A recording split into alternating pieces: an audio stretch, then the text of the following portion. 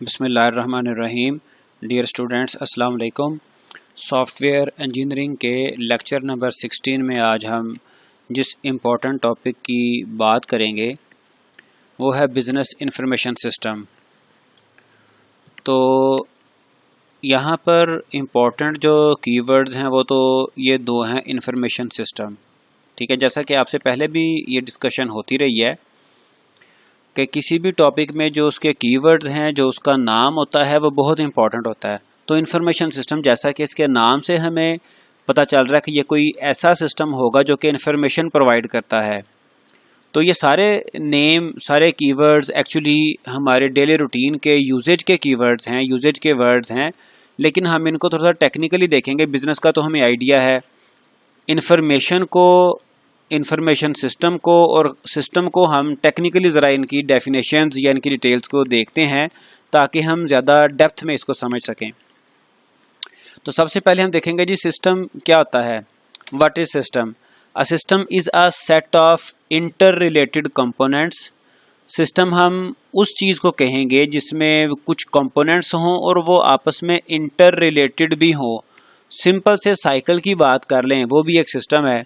तो उसमें बेशुमार कंपोनेंट्स होते हैं, बेशुमार उसमें छोटे बड़े पार्ट्स उसके आपस में इकट्ठे इंटीग्रेटेड वर्क कर रहे होते हैं।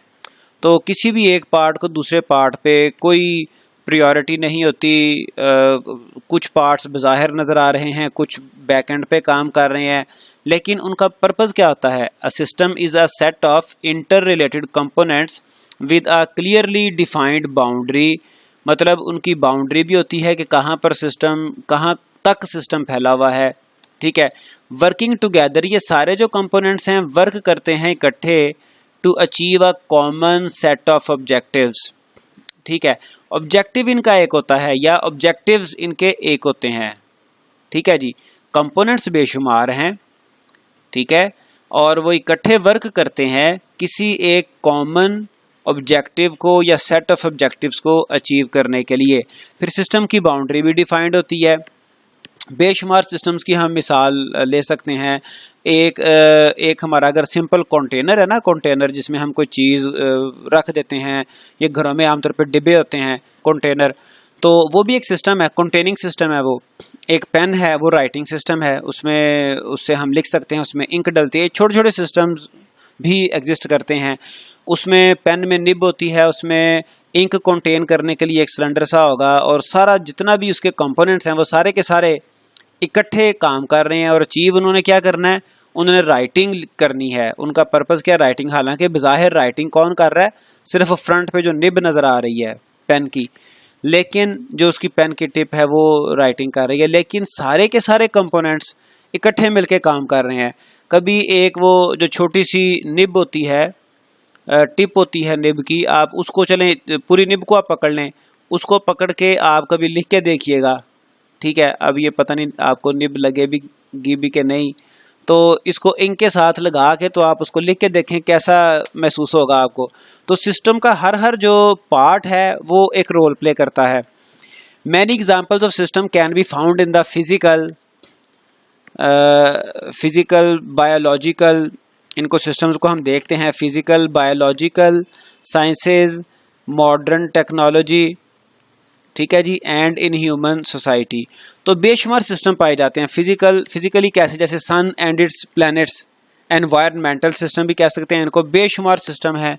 बायोलॉजिकल साइंसेज में, अब ह्यूमंस में, एक इंसान में अप्रॉक्सीमेटली 18 सिस्टम पाए जाते हैं, 18 सिस्टम्स पाए जाते हैं।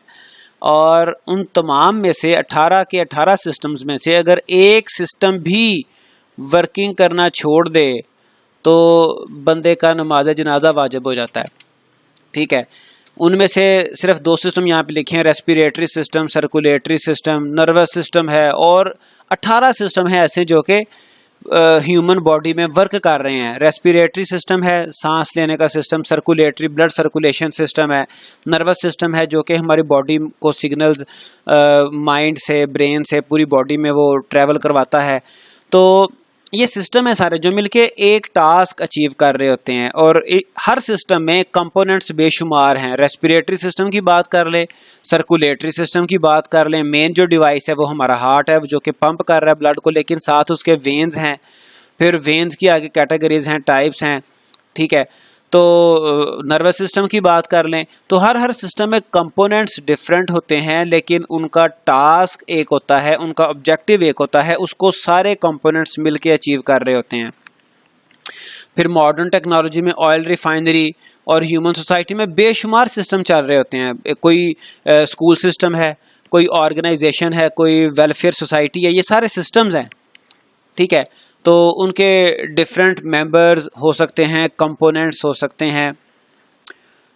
तो all the system have input, output and feedback mechanism. Her system में इनपुट का मैकेनिज्म होता है, आउटपुट का मैकेनिज्म होता है, ठीक है जी। फीडबैक का मैकेनिज्म होता है, ठीक है।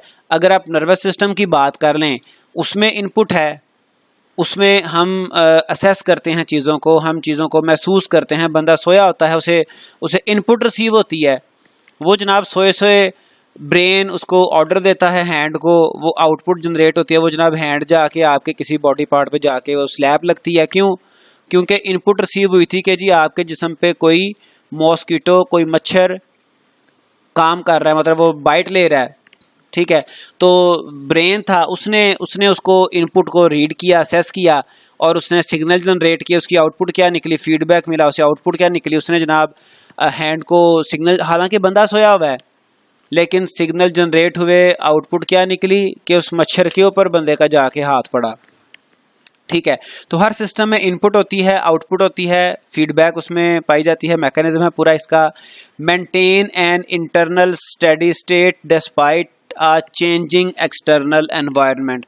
अब इसमें एक बड़ा मजे का मैं आपको एग्जांपल देने वाला हूं कि जिस तरह से हमारी internal steady state, human body में एक इंटरनल स्टेडी स्टेट पाई जाती है, ठीक है। हार्ट बीट है, उसकी एक अपनी स्टेडी स्टेट है, ठीक है, 75, 77, 80 तक।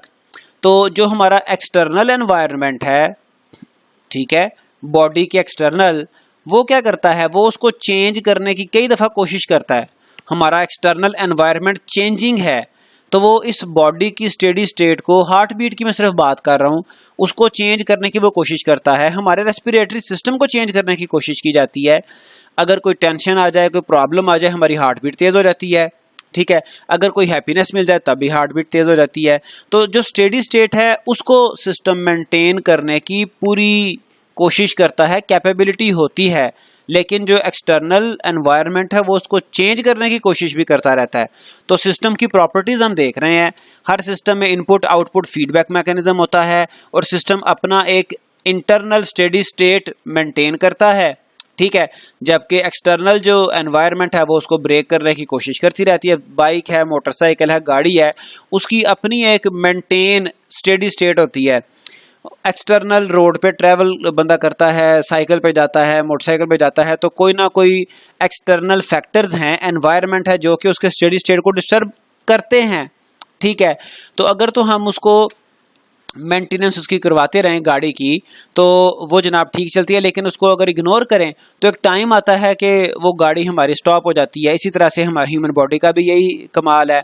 अगर बंदा अपनी डाइट का ख्याल ना रखे, एक्सरसाइज ना करे, प्रॉपर वो मेंटेनेंस अपनी बॉडी की ना करे, तो एक्सटर्नल एनवायरनमेंट उसको जनाब वो अफेक्ट करने की कोशिश करता रहता है। फिर एक दिन बंदे को कोई प्रॉब्लम बनती है और उसके जो साथ वाले हैं वो कहते हैं जी अभी तो अच्छा भला था, इन्हू हुणे ही कुछ हो गया जी। अब वो हुणे ही नहीं होता कुछ, होता क्या है, एक्सटर्नल एनवायरनमेंट वो चूंकि केयर नहीं कर रहा होता बंदा, और वो आहिस्ता आहिस्ता डिजीजेज, बीमारियां उसके ऊपर कंट्रोल करने की कोशिश करते बॉडी वीक हो जाती है, सिस्टम वीक हो जाता है, इंटरनल स्टेडी स्टेट उसकी मेंटेन नहीं रहती, और उसके बाद बंदे के ऊपर किसी ना किसी किस्म का कोई अटैक वगैरह कुछ ना कुछ उसे प्रॉब्लम आ जाती है, ठीक है। कई ऐसे बड़े स्ट्रॉन्ग पर्सन होते हैं मेंटली, फिजिकली, कि उनको जनाब टेंशन कई आती हैं, वो ऐसे गुजर जाती हैं, उनको फेस कर लेते हैं। लेकिन बाज़ लोग ऐसे भी होते हैं, छोटी सी बात हो गई तो वो जनाब घबरा जाते हैं और उनसे उनके हाथ पांव फूल जाते हैं। तो इट डिपेंड्स कि हम अपने सिस्टम की मेंटेनेंस का कितना ख्याल रखते हैं, चाहे वो हमारी बॉडी है, चाहे हमारी गाड़ी है, चाहे हमारा घर है, चाहे पूरे मुल्क का सिस्टम है, तो इट डिपेंड्स। उसके बाद सिस्टम की बाउंड्रीज होती हैं, have boundaries that are usually defined by the system observer. तो सिस्टम ऑब्जर्वर को नज़र आ रहा होता है कि सिस्टम की बाउंड्री कहाँ कहाँ तक है। साइकिल हमें नज़र आ रहा है कहाँ से शुरू हो रहा है इसका फ्रंट व्हील और एंड वाला व्हील, और कहाँ पे इसका टॉप है, कहाँ पे इसका बॉटम है, उसकी सारी बाउंड्री का हमें पता होता है, ठीक है, जो उसका ऑब्जर्वर है। तो ये सिस्टम की कुछ प्रॉपर्टीज़ हैं, हर सिस्टम में ये प्रॉपर्टीज़ पाई जाती हैं। किसी भी सिस्टम की बात कर लें। अब अगली आ गई बात इंफॉर्मेशन सिस्टम, ठीक है। अब ये तो जनरल हम सिस्टम की बात कर रहे थे ना, कोई भी सिस्टम हो सकता है, जो हमने कुछ एग्जांपल्स भी देखी। अब आ गया इंफॉर्मेशन सिस्टम। तो इंफॉर्मेशन सिस्टम बहुत इंपॉर्टेंट सिस्टम है आजकल, ख़ास तौर पे बिजनेसेस के लिए। और ये आपको बता दूं कि लाजमी नहीं है कि ये इंफॉर्मेशन सिस्टम हम मॉडर्न टेक्नोलॉजी में इंफॉर्मेशन टेक्नोलॉजी की बात कर लें, इंटरनेट की बात कर लें, तो वहाँ पर इंफॉर्मेशन सिस्टम हमारा वर्क करता है। आज से हज़ारों साल पहले जब कायनात बनी, उस वक्त भी इंफॉर्मेशन सिस्टम पाया जाता था, ठीक है। उस वक्त भी इंफॉर्मेशन मेंटेन हो रही थी। अलग बात है उसमें हार्डवेयर इन्वॉल्व नहीं था, उसमें सॉफ्टवेयर इन्वॉल्व नहीं था, लेकिन सिस्टम था, इंफॉर्मेशन मिलती थी, डिलीवर होती थी, प्रोसेस होती थी। An information system can be any organised combination of people, hardware, software, ठीक है जी, communication networks, data resources, policies and procedures, ठीक है जी। ये सारे इसके रिसोर्सेज हैं, ये सारे इंफॉर्मेशन सिस्टम के कंपोनेंट्स हैं। तो मैंने कहा कि इंफॉर्मेशन सिस्टम पहले भी चलता था जब हार्डवेयर नहीं था, सॉफ्टवेयर नहीं था। डेफिनेटली ये मॉडर्न इंफॉर्मेशन सिस्टम की डेफिनेशन है, ठीक है। प्रीवियस सिस्टम में पीपल इंफॉर्मेशन प्रोसेस करते थे और पीपल इंफॉर्मेशन डिलीवर भी करते थे, रिट्रीव भी करते थे। अब ये सारे कंपोनेंट्स हैं इंफॉर्मेशन सिस्टम में, 1 2 3 4 5 6 7 8 टोटल कंपोनेंट्स यहाँ पे। कुछ और इनमें प्लस माइनस भी हो सकता है, डिफरेंट ऑथर्स डिफरेंट टाइप के इंफॉर्मेशन सिस्टम के कंपोनेंट्स वो डिस्कस करते रहते हैं। अब इन इंफॉर्मेशन सिस्टम में इन कंपोनेंट्स का ऑब्जेक्टिव क्या है, कॉमन सेट ऑफ ऑब्जेक्टिव्स क्या हैं। ये क्या करते हैं, ये रिट्रीव करते हैं डाटा, फिर उस डाटा को स्टोर करते हैं, फिर उस डाटा को ट्रांसफॉर्म करते हैं। Transform mean to change from one form to another, transformation, ठीक है जी। ट्रांसफॉर्मर्स मूवी आपने देखी होगी, ठीक है। Change, to change is the meaning of transform. तो ये सिस्टम डाटा रिट्रीव करते हैं, स्टोर करते हैं, उसको ट्रांसफॉर्म करते हैं एंड डिससेमिनेट बोले तो डिस्ट्रीब्यूशन करते हैं, डिस्ट्रीब्यूट करते हैं इंफॉर्मेशन इन एन ऑर्गेनाइजेशन। किसको, ऑर्गेनाइजेशन में किसको, जो उस इंफॉर्मेशन सिस्टम का ऑनर है। मैनेजर हो सकता है, ऑनर हो सकता है, ठीक है, स्ट्रेटेजिक डिसीजन मेकर हो सकता है। तो ये इंफॉर्मेशन सिस्टम की सिंपल सी डेफिनेशन है। इसके कुछ कंपोनेंट्स हैं, ये पहले 7-8 कंपोनेंट्स, और उसके बाद जो इसके टास्क हैं इंफॉर्मेशन सिस्टम के वो बता दिए। डाटा रिट्रीव करता है, स्टोर करता है, ट्रांसफॉर्म करता है और डिसेमिनेट करता है इंफॉर्मेशन को। अच्छा जी, people rely on modern information system to communicate with one another using a variety of physical devices, information processing instructions and procedures, communication channels and store data। तो पीपल आमतौर पे इंफॉर्मेशन सिस्टम के ऊपर rely करते हैं, और information system के different components की बात कर दी कि उसमें फिजिकल डिवाइसेस हैं जिसको हम हार्डवेयर कहते हैं, ठीक है। इंफॉर्मेशन प्रोसेसिंग इंस्ट्रक्शंस हैं एंड प्रोसीजर्स हैं जिसको हम सॉफ्टवेयर कहते हैं, ठीक है। अब ये इंस्ट्रक्शन हम प्रोग्रामिंग लैंग्वेज में भी इंस्ट्रक्शन लिखते हैं, ठीक है जी। तो ये सारी इंस्ट्रक्शंस मिलके, प्रोसीजर्स, फंक्शंस या मेथड्स मिलके ये सॉफ्टवेयर बनाते हैं। फिर कम्युनिकेशन चैनल्स हैं, नेटवर्क्स हैं, ठीक है जी। स्टोर डाटा को स्टोर करने के लिए कुछ हमारे पास डिवाइसेस हो सकती हैं। तो पीपल इंफॉर्मेशन सिस्टम के ऊपर रिलाय करते हैं, और इंफॉर्मेशन सिस्टम की बेस पर डिसीजन, रिलाय करने से क्या मुराद है कि वो इसकी बेस पर डिसीजन लेते हैं। हमारे यहाँ पे जनाब ये वेदर फोरकास्टिंग को देख के जो गांव वाले हैं, देहातों वाले हैं, वो जनाब वो फसल को पानी लगाना मनसूख कर देते हैं, कैंसिल कर देते हैं, या फिर अगर बारिश कहीं नज़दीक नहीं हो रही तो पानी वो लगाते हैं। घर पे बीबियाँ वो कपड़े धोना कैंसिल कर देती हैं, ठीक है जी। घर की सफाई कैंसिल हो जाती है कि जी कल जो है वो थंडर स्टॉर्म है तो सफाई करेंगे तो ऐसा हो जाएगा, फिर गंद पड़ जाएगा। तो ये इंफॉर्मेशन सिस्टम के ऊपर हम लोग पीपल रिलाई करते हैं, ठीक है। जिसके पास जो इंफॉर्मेशन सिस्टम अवेलेबल है वो उसको यूज करता है, उसके ऊपर रिलाई करता है। और खास तौर पे बिजनेस में तो आजकल जो कॉरपोरेट लेवल के बिजनेस हैं, लार्ज स्केल बिजनेस हैं, वहां पर information system plays an important role, very very important role. तो बहरहाल ये आपको ऐड करता चलूं कि इंफॉर्मेशन सिस्टम को हम बिजनेस इंफॉर्मेशन सिस्टम भी कह सकते हैं, मैनेजमेंट इंफॉर्मेशन सिस्टम भी आजकल कहलाता है, MIS, ठीक है जी। तो इसके ऊपर जो बिजनेस हैं वो रिलाई करते हैं, बिजनेस इंफॉर्मेशन सिस्टम या मैनेजमेंट इंफॉर्मेशन सिस्टम, कोई लंबा चौड़ा डिफरेंस नहीं है। अच्छा, IS needs, information system needs. Information system vary according to the type of users who use the system. अब इंफॉर्मेशन सिस्टम कहते हैं जी वेरी करता है, मतलब उसका साइज, उसकी टाइप, उसकी नेचर, उसके कंपोनेंट्स, ये वेरी करेंगे, ठीक है, according to the type of users जिन्होंने उसको यूज करना है। A business information system is information system that evaluates, analyze and process an organization's data to produce meaningful and useful information। तो ये डाटा को, चूंकि आपको मैंने बता दिया इंफॉर्मेशन सिस्टम की डेफिनेशन को देखते हुए कि उसमें कई एक 7-8 कंपोनेंट्स हैं जो कि डाटा को रिट्रीव करते हैं, स्टोर करते हैं, प्रोसेस करते हैं। तो ये असल में डाटा को वैल्यूएट कर रहे होते हैं, एनालाइज करते हैं, प्रोसेस करते हैं ऑर्गेनाइजेशन के डाटा को, और फिर प्रोड्यूस क्या करते हैं, आउटपुट क्या है, आउटपुट है मीनिंगफुल एंड यूजफुल इंफॉर्मेशन, ठीक है जी। Based on which the business और बिजनेस मैनेजर्स और business decision makers can take right decisions to ensure future growth of the organisation. तो इस इंफॉर्मेशन के ऊपर, इस इंफॉर्मेशन की बेस पर जो बिजनेस के कर्ता धर्ता हैं, ठीक है जी, वो डिसीजंस लेते हैं, वो राइट डिसीजन ले सकते हैं डेफिनेटली। अगर इंफॉर्मेशन सिस्टम हमें रॉन्ग इंफॉर्मेशन देगा तो डिसीजन भी रॉन्ग हो जाएगा और हमारा जो बिजनेस है वो लॉस में जाएगा। It means information system is most important factor in business growth, ठीक है जी।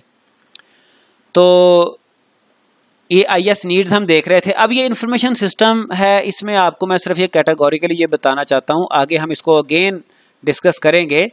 तो इंफॉर्मेशन सिस्टम की 2 मेजर टाइप्स होती हैं, एक है ऑपरेशन सपोर्ट सिस्टम, ठीक है जी, एक है मैनेजमेंट सपोर्ट सिस्टम। दोनों में ज़मीन आसमान का फ़र्क है। इसको ट्रांजैक्शन सपोर्ट सिस्टम भी कहते हैं, ट्रांजैक्शनल प्रोसेसिंग सिस्टम भी कहते हैं। ट्रांजैक्शन का वर्ड ज़हन में रख लें। ट्रांजैक्शन क्या होती है, जब गवर्नमेंट पे जाके हम कोई एक दफ़ा कोई चीज़ परचेज करते हैं, कोई ब्रेड परचेज कर ली, कोई जूस परचेज कर लिया, कोई स्वीट्स परचेज कर ली, ट्रांजैक्शन, तो वो हमारी एक ट्रांजैक्शन हो जाती है। बैंक से हमने कोई मनी वो क्रेडिट ले लिया, डिपॉजिट कर लिया, वो एक ट्रांजैक्शन हो जाती है। तो ये जो ऑपरेशन सपोर्ट सिस्टम है ये ट्रांजैक्शन सिस्टम होते हैं, ट्रांजैक्शनल सिस्टम होते हैं, जो कि बिजनेस की डे टू डे ट्रांजैक्शंस को, ऑपरेशंस को सपोर्ट करने के लिए होते हैं। Whereas the system, information system at the right side, it is management support system which is most important system. ये स्ट्रेटेजिक डिसीजन मेकिंग के लिए रोल प्ले करते हैं, ठीक है। और हैं सारे इकट्ठे मिलके डाटा, जो हमने कहा कि जी ये इंफॉर्मेशन सिस्टम क्या करे, डाटा कलेक्ट कहाँ से होगा, डाटा यहाँ से ही आएगा ना, ऑपरेशन से ही आएगा। मैं आपको इसकी एक एग्जांपल दे देता हूँ कि मुझे इत्तेफाक हुआ आज से गालिबन 1 साल पहले गुजरांवाला जाने का, तो जो आपको एक्सपीरियंस शेयर करने लगा हूँ। तो यहाँ पर उस वक़्त भी शेखुपुरा में जो गवर्नमेंट स्वीट्स का रेट है, आई एम नॉट श्योर कि वो 400 प्लस था या 400 था, लेकिन 400 का उसमें फिगर था लाजमी, डेफिनेटली। तो गुजरांवाला में गया, वहाँ पर अगर आप में से कोई लोग यानी कि फेमिलियर हैं तो गुजरांवाला में सियालकोट स्वीट्स बड़ा उसका नाम है, और उसके अलावा स्वीट्स की और भी काफ़ी उसके ब्रांचेज हैं कह सकते हैं आप, या फिर वो स्वीट्स के कई एक ब्रांड्स हैं। तो इत्तेफाक से मैंने कहा गोरमे पूरे पंजाब में बड़ा फेमस है, तो मुझे ना गोरमे से ही कहीं पे जाना था मैंने रिलेटिव्स के यहाँ, तो गोरमे से मैंने स्वीट्स ले ली। अब वहाँ पर मैं जब शॉप पे गया तो मैं देख के हैरान रह गया कि पूरे मतलब के बाकी शहरों में, शेखुपुरा में इवन 400 प्लस रेट है, और वहाँ पे जो गुजरावाला में मैंने रेट देखा वो क्या था 299। ठीक है जी। तो ये कैसे होता है, वो जो हमारे ऑपरेशनल सपोर्ट सिस्टम है वहाँ से फीडबैक मिलता है, वहाँ से मैनेजमेंट इंफॉर्मेशन सिस्टम को या बिजनेस इंफॉर्मेशन सिस्टम को फीडबैक मिलता है। वो देखते हैं कि इस इलाके में हमारी सेल बड़ी ज़्यादा है तो हम इसमें रेट अपना इंक्रीज़ कर सकते हैं। और ये जो इलाका है गुजरांवाला, यहाँ पर चूँकि और भी ब्रांड्स बैठे हुए हैं और उनकी क्वालिटी बड़ी है, चाहे रेट थोड़े ज़्यादा हैं लेकिन क्वालिटी बड़ी ज़बरदस्त वो दे रहे हैं, हमारे पास वो क्वालिटी नहीं है, तो हम अपनी सेल को बढ़ाने के लिए क्या करते हैं जी, रेट को कम कर लेते हैं। तो ये इस तरह के डिसीजंस हमारे जो बिजनेस इंफॉर्मेशन सिस्टम की बेस पे होते हैं। ठीक है, यहाँ पर देखें management information system, decision support system, executive information system, specialised processing system. तो इनके मैनेजमेंट इंफॉर्मेशन सिस्टम के कई एक नाम है और ऑपरेशन सपोर्ट सिस्टम के भी कई एक नाम है। Specialised processing system, transaction processing system, process control system, enterprise collaboration system. तो ये हमारे इंफॉर्मेशन सिस्टम की टाइप्स भी हैं। ठीक है, फिर एक इन दोनों की एमलमागेशन भी है, इनका मिला के दोनों का कम्बिनेशन भी है। ये नीचे देखें आप, एक्सपर्ट सिस्टम्स हैं, नॉलेज मैनेजमेंट सिस्टम्स हैं, स्ट्रेटेजिक इंफॉर्मेशन सिस्टम्स हैं, फंक्शनल बिजनेस सिस्टम्स हैं। इनको दो कैटेगरीज में हम सिर्फ इस तरह से हम इसको डिवाइड कर देते हैं। जो ट्रांजैक्शन सिस्टम है ना, या फिर ऑपरेशन सपोर्ट सिस्टम्स, ये आमतौर पे जो कस्टमर्स हैं उनका इन सिस्टम के साथ वास्ता पड़ता है, या फिर जो वर्कर हैं, लो लेवल वर्कर और कस्टमर्स, लो लेवल वर्कर और कस्टमर इस सिस्टम के साथ यानी कि लिंक्ड होते हैं। जबकि ये जो स्ट्रेटजिक डिसीजन मेकिंग सिस्टम्स हैं, इंफॉर्मेशन सिस्टम, जो मैनेजमेंट इंफॉर्मेशन सिस्टम्स हैं, वो टॉप मैनेजमेंट या मिड लेवल मैनेजमेंट उसके साथ वर्क करती है। आगे चल के ये चीज़ें मज़ीद क्लियर हो जाएंगी। IS कंपोनेंट्स, तो ये हमने देख लिया कि all the information system use people, hardware, software, data and network resources to perform input, processing, output, storage and control activities that transform data resources into information products। ठीक है जी। तो ये इसके कंपोनेंट्स हैं, और किसी भी जगह पर आपको पता है कि लोग, पीपल बहुत इंपॉर्टेंट रोल प्ले करते हैं।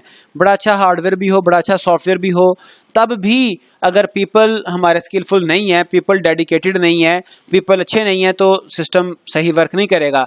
ये देखें, ये एक डायग्राम है, इसके बाउंड्रीज में ये कंपोनेंट्स हैं। ये सॉफ्टवेयर रिसोर्सेज कंपोनेंट है, पीपल रिसोर्सेज है, डाटा रिसोर्सेज हैं, नेटवर्क रिसोर्सेज हैं और हार्डवेयर रिसोर्सेज, और दरमियान में पूरा इंफॉर्मेशन सिस्टम वर्क कर रहा है। Input of data resources, input हो रही है, प्रोसेसिंग हो रही है, प्रोसेसिंग में मजीद कंट्रोल्स इन्वॉल्व हैं, कंट्रोल ऑफ सिस्टम परफॉर्मेंस। ठीक है जी। Storage of data resources involve है, और ये प्रोसेस करने के बाद डाटा को प्रोसेस करता है ये दो कंपोनेंट्स के साथ मिलके, और ये आउटपुट आ जाती है, इंफॉर्मेशन प्रोडक्ट्स आ जाती हैं। ठीक है जी। और ये वो इंफॉर्मेशन प्रोडक्ट्स हैं जिनकी बेस पर स्ट्रेटेजिक डिसीजन मेकिंग की जाती है, मैनेजर्स हाँ या ना में फैसले करते हैं। अब ये इनको कंपोनेंट्स को इनको डिफाइन किया गया थोड़ा सा, तो मैं इसको आप पर छोड़ रहा हूँ, तो आप इसको देख के, कोई ऐसी रॉकेट साइंस नहीं है, आगे इसको थोड़ा सा डिस्कस भी कर रहे हैं हम वैसे। तो यहाँ पर भी पीपल, हार्डवेयर वगैरह को डिस्कस किया, मैं आपको इसको आप पढ़ सकते हैं खुद से। People are the essential ingredients for the successful operation of all information systems. These people resources include end users and IS specialist. तो end users हो सकते हैं, ठीक है, और इंफॉर्मेशन सिस्टम स्पेशलिस्ट हो सकते हैं। एंड यूजर्स में लो लेवल वर्कर्स भी हैं, इसमें मैनेजर्स भी हैं, टॉप मैनेजर्स भी, लो लेवल मैनेजर्स भी, मिड लेवल मैनेजर्स भी, और कस्टमर्स भी। और जो IS स्पेशलिस्ट हैं ये वो डेवलपर्स हैं, सॉफ्टवेयर डेवलपर हैं, डाटाबेस डेवलपर हैं, सिस्टम डेवलपर हैं, सिस्टम एनालिस्ट हैं। ठीक है जी। तो एंड यूजर्स का आपको पता है, आल्सो कॉल्ड यूजर्स और क्लाइंट्स, और even managers are also users of the information system. IS specialist हैं जो कि डेवलप करते हैं इंफॉर्मेशन सिस्टम को। फिर हार्डवेयर है, हार्डवेयर में कंप्यूटर्स आ जाते हैं, ठीक है जी, फिजिकल डिवाइसेस आ जाती हैं, और उसके अलावा मशीन्स आ जाती हैं, मीडिया, नेटवर्क, सारा कुछ जो भी फिजिकली कंपोनेंट्स हमारे इंफॉर्मेशन सिस्टम में अटैच होंगे वो सारे इसमें शामिल हैं। Specifically it includes not only machines such as computers and other equipments, but also all data media, ठीक है, जहां से हमारा डाटा आ रहा है वो मीडिया सारा इसमें शामिल है। That is tangible objects on which data are recorded, ठीक है। डाटा रिकॉर्ड कहाँ से होगा?